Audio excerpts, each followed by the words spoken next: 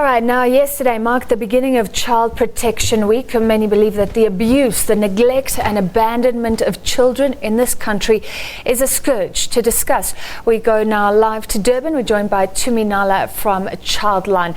Good evening to you, Thumi. What should Child Protection Week mean for South Africa? Well, thank you for having us. I think Child Protection Week, even though it's just a week really, it's a reminder for all South Africans to think about children, to think about what are we doing to keep our children safe and protected in our communities. And more than that, really, for us as an organization, we feel that it should not only be a week, it should be a lifestyle, a recognition and understanding that we have 365 days of the year. There have been so many vicious cases of child rape, murder in the spotlight recently, and a lot of debate. You know, is this the media just highlighting abuse of women and children when horrible things are done to children every day? Can we actually gauge? Do you have any stats about child abuse going up or down?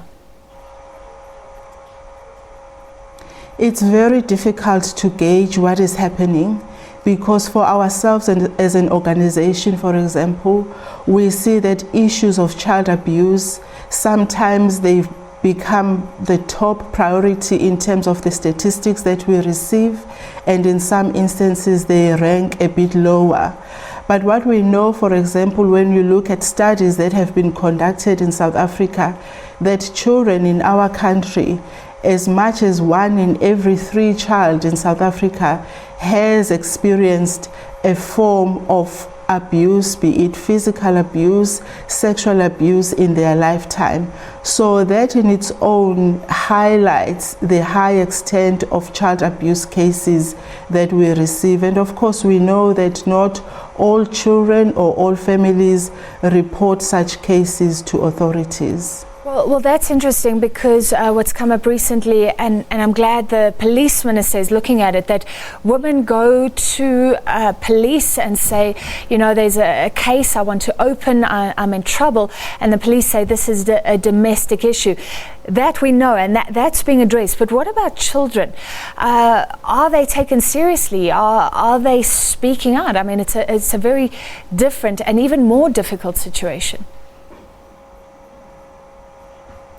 It is very much so. We see that there are some instances where parents will go and report cases to the police, and in most cases it's police who are probably not well trained or are not very clear of the protocols that are in place or what they need to do, and they will certainly say, well, the child is not able to tell us what has happened, or it doesn't sound like it's a serious thing, maybe you should go back. I mean, we had a case where a parent was told to go back and ask the mother to investigate and look at the child if the child has experienced abuse or not, which is of course not acceptable.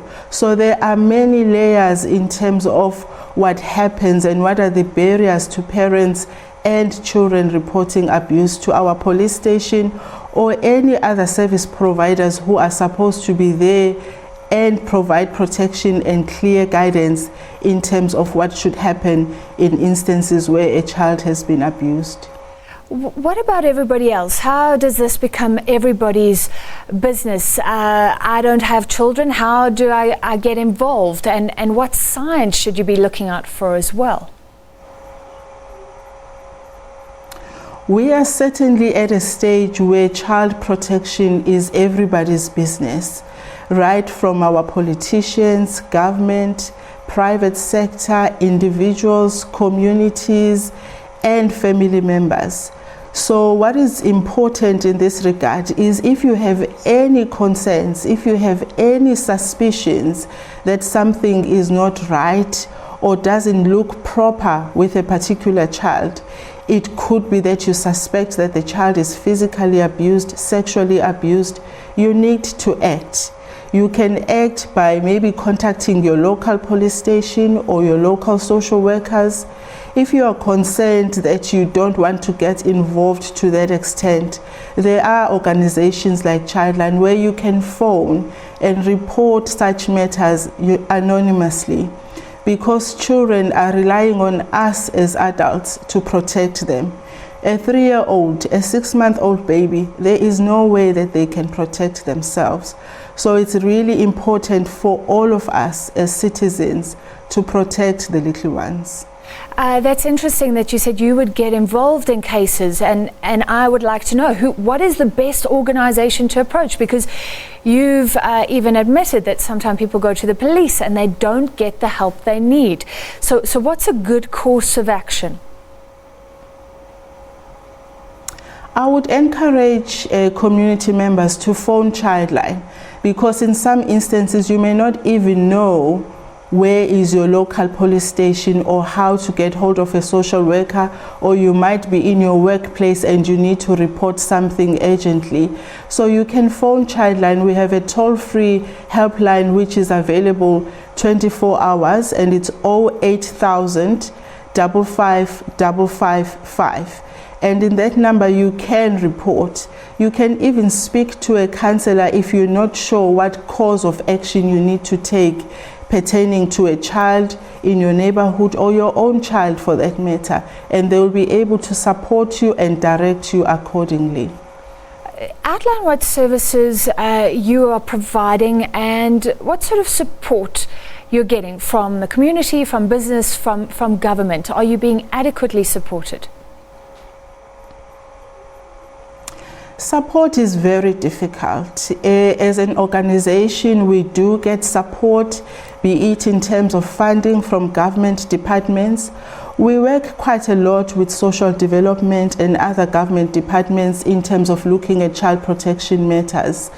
We also have to find ways of fundraising for ourselves as an organization, and we know with the current economic climate it is very challenging and very difficult. So in some instances we struggle to even provide the basic services that we provide as an organization. And I think communities at large need to look at how they support organizations like Childline and many other organizations in our communities that provide child protection. I think we need to see child protection as a very important element that we all need to think about. How are we contributing and ensuring that children are kept safe, be it financially or through your skills in supporting those organizations within your community. All right, thank you very much. Thumi Nala from Childline. On your screen, that number 0800 555 555, a nice way to remember, 0800 555 555.